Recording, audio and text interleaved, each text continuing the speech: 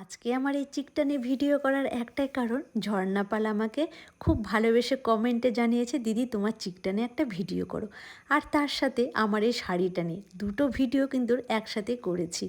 এক তো এই চিকটার ডিজাইন এই যে দেখিয়ে দিয়েছি, আর তার সাথে শাড়িটা। কারণ শাড়িটা আমি যেদিন থেকে নিয়েছি, পরে ভিডিও ছেড়েছি বা রিলস ছেড়েছি বা ফটো ছেড়েছি, তোমরা সবাই কমেন্টে বলো বা ইনবক্সে বলো আমায় পাগল করে দিয়েছো, দিদিভাই শাড়িটা কোথায় থেকে নিয়েছো, কত দাম পড়েছে, আর এত সুন্দর শাড়ি কালেকশন কোথায় পাওয়া যাবে। তাই ভাবলাম একটা ছোট্ট ভিডিও করে তোমাদের সাথে শেয়ার করা যাক শাড়িটা আমি কোথা থেকে নিয়েছি আর চিকটার ডিজাইনটা, যেটা আমাকে কমেন্টে বলেছে চিকটার ডিজাইনটা দেখবে। তো চলো রেডি হতে হতে বলি, প্রথমে বলি যে চিকটা না আমি বানিয়েছিলাম আজ থেকে 9 বছর আগে। তো যখন বানাতে দিই দোকানে, তখন না দোকানদার দাদাকে আমি বলেছিলাম যে দাদা খুব সুন্দর করে আমি চিকটাকে বানাতে চাই, মানে ডিজাইনটা যেন একটু ইউনিক হয়।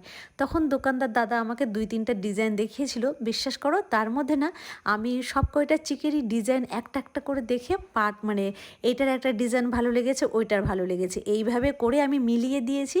তো দোকানদার দাদাটা এত ভালো ছিল যে উনি একসাথে করে এত সুন্দর একটা ডিজাইন আমাকে করে দিয়েছে চিকটার।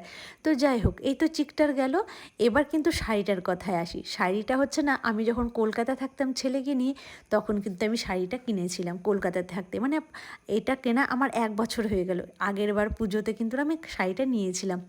তখন থেকে অনেকে অনেক কমেন্ট করেছো, তারপরে মেসেঞ্জারে পাগল করে দিয়েছো। তো আমি কিন্তু শাড়িটা অনলাইন থেকে নিইনি বা বালুঘাট থেকেও নিইনি যে তোমাদেরকে বলবো অমুক দোকানে যাও নিয়ে নাও। তো শাড়িটা আমি কলকাতা বড় বাজার থেকে নিয়েছিলাম, আর শাড়িটার দামও কিন্তু ভীষণই কম, মাত্র 500 টাকা দাম নিয়েছিল আমার কাছে। আমি কলকাতা যখন মানে ছিলাম এর আগের বার, তখন এর আগের বারই কিন্তু কলকাতা থেকে আমি অনেক বাজার করেছি। তবে হ্যাঁ, শাড়িটা কিন্তু ভীষণই সুন্দর। আর হ্যাঁ, শাড়িটার নাম অনেকেই জিজ্ঞাসা করেছো, কিন্তু বিশ্বাস করো শাড়িটার নাম একদম আমার মনে নেই।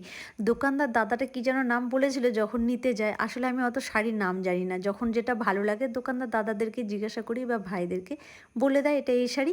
যদি আমার সফট মনে হয়, ভালো লাগে, আমি সেই শাড়িটা নিয়ে নিই কালার টালার দেখে। তো আশা করি তোমাদের সবাইকে আমি ডিটেলসে জানাতে পারলাম। আর এই শাড়ি, আর তোমাদের যদি আরও কিছু জানার থাকে বা আরও কিছু আমার কোনো শাড়ি বা কোনো কিছু ভালো লাগে, তোমরা অবশ্যই কমেন্টে বলবে, আমি সেটা নিয়ে ভিডিও করার চেষ্টা করব। হ্যাঁ, হয়তো একটু দেরি হয়ে যায় আমার ভিডিও ছাড়তে, কারণ একা একা চারিদিকে সামলানো তো বুঝতেই পারছো। তাহলে চলো নেক্সট ভিডিওতে দেখা